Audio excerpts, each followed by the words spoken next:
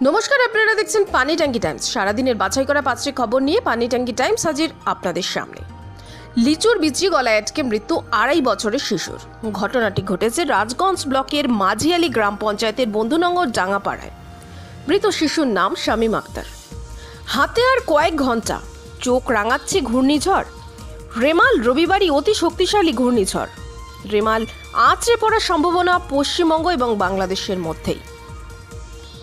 দলে থাকতে গেলে চ্যানেল দরকার, শিলিগুড়িতে এসে বিস্ফোরক মন্তব্য ঋদ্ধিমান সাহার। পশ্চিমবঙ্গ পুলিশের পক্ষ থেকে রেমাল ঘূর্ণিঝড়ের কন্ট্রোল রুমের নম্বর জারি করা হয়েছে। নাম্বারটি হল 0332141988। আরেকবার বলছি 0332141988।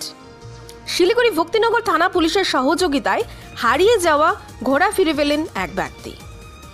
সারাদিনের বাছাই করা 5টি খবর আমি এখানেই শেষ করছি। আরও ভালো খবর জানতে চোখ রাখুন পানি ট্যাঙ্কি টাইমসের পর্দায়।